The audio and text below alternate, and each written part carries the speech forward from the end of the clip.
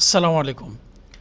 আপনাদের অনেকেই প্রাইমারি যে সর্বশেষ নিয়োগ সেটা নিয়ে অনেকেই চিন্তিত আছেন বা খোঁজখবর নিচ্ছেন যে এবারকার যেই নিয়োগটা হবে সেটা কি পদ্ধতি অনুসরণ করা হবে বা সর্বশেষ আপডেট কি, বিশেষ করে কোটা ব্যবস্থা কেমন আছে, এটা কি কোনো পরিবর্তন এসছে কিনা, সেই বিষয় নিয়ে আমরা একটু আলোচনা করবো ইনশাআল্লাহ আজকে আপনাদের সামনে। আমরা যদি যেই প্রাথমিক শিক্ষা অধিদপ্তরের যে ওয়েবসাইট সেটাতে যাই dpe.gov.bt-তে, সেখানে আমরা বিভিন্ন নোটিশ দেখতে পাই। আমরা মূলত এই অথেন্টিক সোর্স থেকে আপনাদের সাথে একটু আলোচনা করার চেষ্টা করব।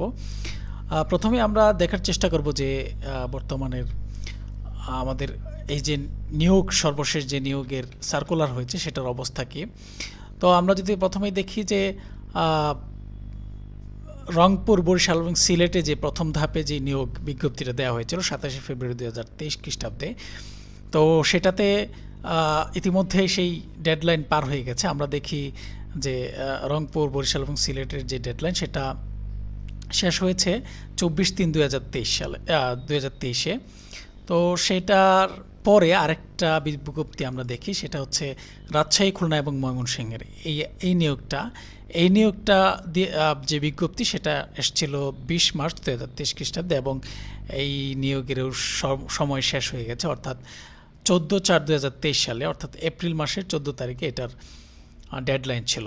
তো আমরা দেখতে পারি যে মোটামুটি নিয়োগের যে ডেডলাইন সেগুলো দুইটার ডেডলাইন শেষ হয়ে গেছে, সামনে আরেকটা নিয়োগ আসছে।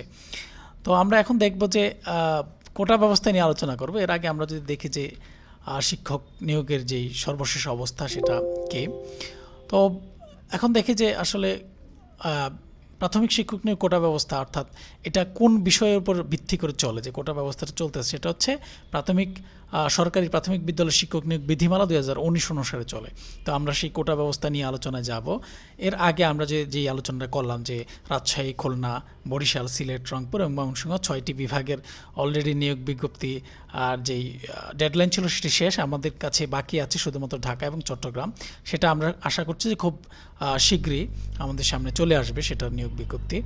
তারপরে আমরা যাই যে প্রাথমিক শিক্ষক নিয়োগে কোটা ব্যবস্থাটা আসলে কেমন। আমি বলেছিলাম যে শিক্ষক নিয়োগ বিধিমালা 2019 অনুসারে সেই কোটাটায় শিক্ষক নিয়োগ দেয়া হবে।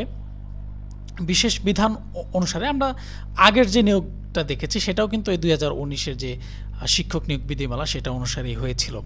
তো এই বিধিমালা অনুসারে সামনের শিক্ষক নিয়োগটা হবে। তো বিশেষ বিধান 8-2 অনুসারে আমরা জানি যে উপজেলা এবং থানা ভিত্তিক যে কোটা আছে, সেই উপজেলা এবং থানা ভিত্তিক কোটাটা মেনটেন করেই মূলত এই সামনের যে নিয়োগটা সেটা হবে। এখন আমরা দেখব যে কোটার যে বিষয়টা সেটা কিভাবে ভাগ করা আছে। তো এখন আমরা যদি দেখি যে কোটার বিষয়টা, যে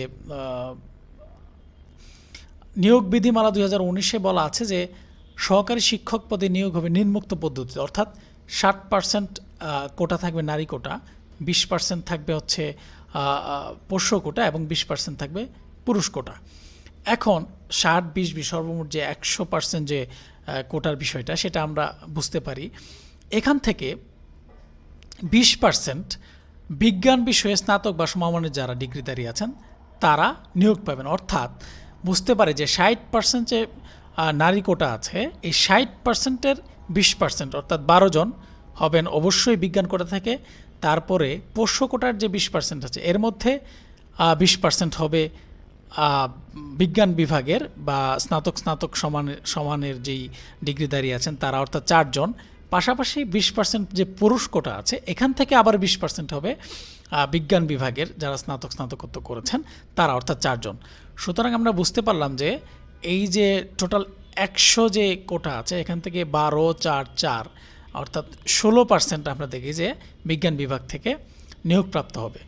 তো সবচেয়ে বড় বিষয় সেটা হচ্ছে যে আমরা তিনটা কোটা আছে, এই 3টা কোটার অর্থাৎ 12-4-4 এই অর্থাৎ 20% টোটাল নিয়োগের পরে যদি কাউকে না পাওয়া যায়, যোগ্য কোনো প্রার্থী যদি এই কোটার মধ্যে না পাওয়া যায়, তাহলে গিয়ে সাধারণ কোটা থেকে মূলত মেধা কোটা থেকে নিয়োগ করা হবে। তো এখন আমাদের এই যে নারী কোটা কি, পোষ্য কোটা কি, পুরুষ কোটা কি, এটা আমরা সবাই জানি। এর মধ্যে পোষ্য কোটাটা নিয়ে আমরা একটু আলোচনা করতে পারি যে নারী কোটা তো আমরা বুঝি যে নারী। পোষ্য কোটার ব্যাপারে কথা হচ্ছে, পোষ্য কোটার ব্যাখ্যায় বলা আছে আমাদের এই বিজ্ঞপ্তিতে যে সরকারি প্রাথমিক বিদ্যালয়ে কর্মরত আছেন বা ছিলেন, অর্থাৎ রিটায়ারমেন্টে গেছেন এরকম হতে পারেন এমন শিক্ষকের অবিবাহিত সন্তান, অর্থাৎ যদি কেউ বিবাহিত হয় তাহলে তার ক্ষেত্রে কোটা প্রযোজ্য হবে না।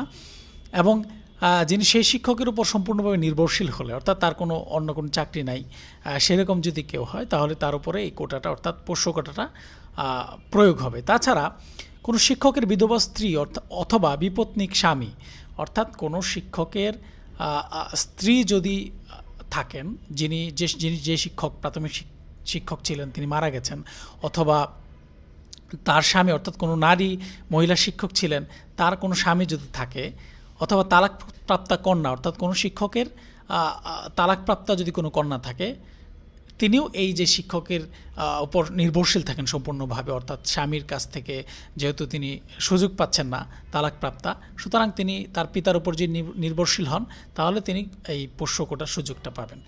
তো এইভাবে মূলত আমাদের কোটা ব্যবস্থাটা কাজ করে থাকে।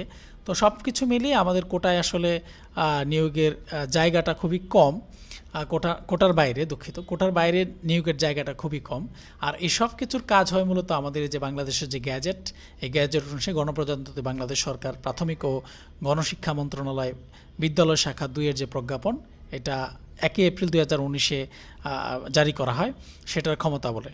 তো গ্যাজেটের কোথায় আমাদের এই কোটা বিষয়ে লেখা আছে, আমরা যদি দেখি যে নিচের দিকে যায় যে 8-এ বিশেষ বিধানের মধ্যে লেখা আছে, 8-এর 2-এ অন্য কোনো বিধিবিধান সরকারি সিদ্ধান্ত যাহা কিছু উল্লেখ থাকুক না কেন, শিক্ষক নিয়োগ উপজেলা ও ক্ষেত্রমতে থানাভিত্তিক কোটা হবে, এমন করে আমাদের প্রত্যেকটা যে আমরা কোটা সংক্রান্ত আলোচনা করেছি এগুলোই আপনারা গ্যাজেটে পাবেন। আপনাদের এই গ্যাজেট যেটা আমরা আজকে আপনাদেরকে দেখালাম, এই গ্যাজেটের যে লিঙ্কটা আছে সেটা আমরা আমাদের কমেন্ট বক্সে দিয়ে দেব। কেউ যদি পড়তে চান তাহলে সেখান থেকে নিজে পড়ে বুঝতে পারবেন এবং নিজেরাই অ্যানালাইসিস করতে পারবেন। গঠনমূলক যদি কোনো পরামর্শ থাকে আমাদের কমেন্ট বক্সে জানাবেন।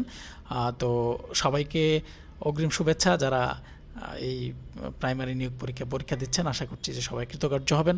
আসসালামু আলাইকুম ওয়া রাহমাতুল্লাহ।